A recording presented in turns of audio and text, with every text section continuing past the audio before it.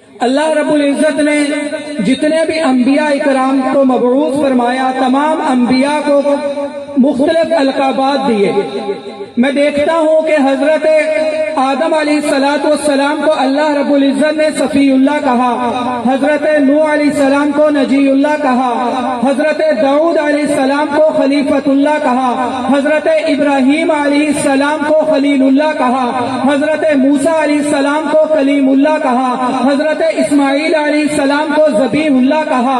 جب میرے نبی کی باری آئی تو اللہ رب العزت نے حبیب اللہ کہا۔ میں نے سوچنا شروع کیا، غور کرنا شروع کیا، خلیل کا مطلب بھی دوست ہے، حبیب کا مطلب بھی دوست ہے۔ میرے نبی اللہ رب العزت نے فرمایا تمام انبیاء کے سردار ہیں، تمام انبیاء سے اعلیٰ ہیں، تمام انبیاء سے اولیٰ ہیں، تمام انبیاء سے افضل ہیں، تمام انبیاء سے آپ کا مقام بلند ہے۔ لیکن اس میں کوئی فرق تو ضرور ہوگا، حبیب کے لفظ بھی 4 ہیں، خلیل کے لفظ بھی 4 ہیں، کلیم کے لفظ بھی 4 ہیں، ذبیح کے لفظ بھی 4 ہیں۔ میں نے سوچا الفاظ میں تو کچھ نہیں مل رہا، اب معنی میں دیکھتے ہیں۔ خلیل کا معنی جو ہے وہ معنی ہے دوست، ذبیح کا معنی جو اللہ کے رستے میں گردن کٹانے والا ہو، کلیم کا معنی جو رب سے ہم کلام ہونے والا ہو، رب سے گفتگو کرنے والا ہو۔ پھر میں نے جب نبی کریم صلی اللہ علیہ وسلم کا لقب دیکھا تو وہ تھا حبیب اللہ۔ میں نے قرآن کھولا، اللہ رب العزت نے فرمایا مثل الذین ينفقون اموالهم فی سبیل اللہ کمثل حبۃ انبتت، تو مجھے یہ لفظ حبہ یہاں پہ ملا جس میں ہا ہے، با ہے، پھر با ہے۔ میں حبیب کو دیکھتا ہوں، اس کا مادہ بھی علماء کرام بیٹھے ہیں سبق سنانا چاہتا ہوں، اس کا مادہ بھی یہی 3 لفظ ہیں، ہا ہے، با ہے، با ہے، حبہ میں بھی ہا ہے، با ہے، با ہے۔ اس لفظ کی اللہ رب العزت نے وہاں مثال دی، فرمایا جب کوئی مومن کوئی اللہ کے رستے میں کوئی چیز خرچ کرتا ہے تو اس کی مثال دانے کی سی ہے۔ دانا زمین میں جاتا ہے، 7 بالیاں نکالتا ہے، ہر بالی پہ 100 دانا ہے۔ تو مجھے سمجھ آ گئی کہ اللہ رب العزت نے اپنے محبوب کو حبیب کیوں کہا۔ تو میں نے یہ گرہ کھولی، یہ بات میرے سامنے آئی، یہ راز مجھ پہ آشکار ہوا کہ اللہ رب العزت نے اپنے نبی کو حبیب اس لیے کہا، اے نبی، اے محبوب، تو حبیب ہے، تو بنیاد ہے، تیری امت کے اندر کلیم بھی پیدا ہوں گے، تیری امت کے اندر ذبیح بھی پیدا ہوں گے، تیری امت کے اندر خلیل بھی پیدا ہوں گے۔ میں پھر سوچنے لگا کیا یہ ممکن ہے، کیا یہ ہو سکتا ہے؟ جنگ کا موقع ہے، نبی کریم صلی اللہ علیہ وسلم نے کہا کوئی مسئلہ نہیں، ہمارے پاس ہتھیار نہیں، تلواریں نہیں، گھوڑے نہیں، نیزے نہیں، خنجر نہیں، سواری نہیں، نہتے ہیں، 313 ہیں، سامنے 1000 کا لشکر ہے، اسلحے سے لیز ہے، نیزے بھی ہیں، گھوڑے بھی ہیں، اونٹ بھی ہیں۔ میرے نبی نے حکم دیا ان کے ساتھ مقابلہ کرنا ہے۔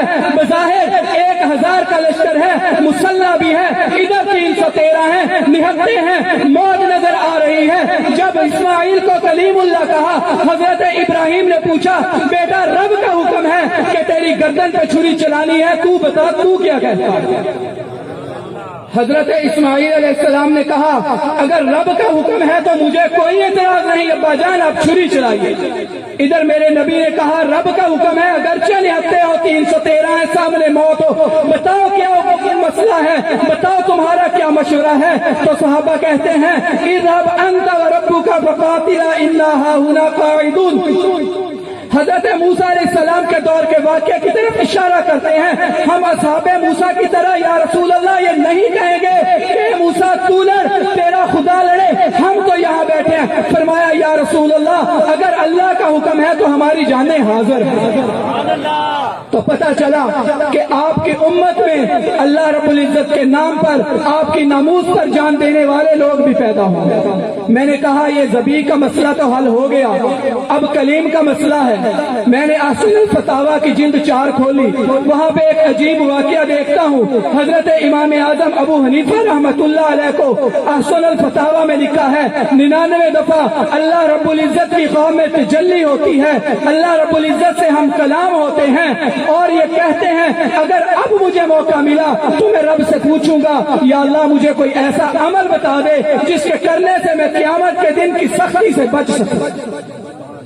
تو وہاں یہ واقعہ لکھا ہے کہ جب حضرت امام ابو حنیفہ رحمۃ اللہ علیہ کو اللہ رب العزت کی 100ویں دفعہ تجلی ہوئی تو یہی سوال امام اعظم ابو حنیفہ رحمۃ اللہ علیہ نے کیا، تو اللہ رب العزت نے کہا کہ تو یہ پڑھا کر سبحان الابد الابد، سبحان الواحد الاحد، سبحان الفرد الصمد، سبحان رافع السماء بغیر عمد، سبحان من بسط الارض على ماء جمد، سبحان من خلق الخلق فاحصاهم عددا، سبحان من قسم الرزق ولم ينس احدا، سبحان الذي لم يتخذ ولدا ولا ولدا، سبحان الذي لم يتخذ صاحبة ولا ولدا۔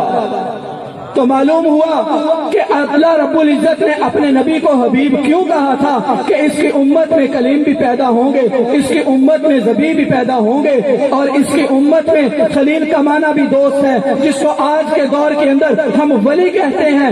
ٹھیک ہے، کوئی ولی کسی نبی کا مقابلہ نہیں کر سکتا، انبیاء کی ذات بہت بلند ہے، لیکن پھر بھی اولیاء اللہ موجود ہیں۔ اللہ رب العزت نے اپنے اس وعدے کو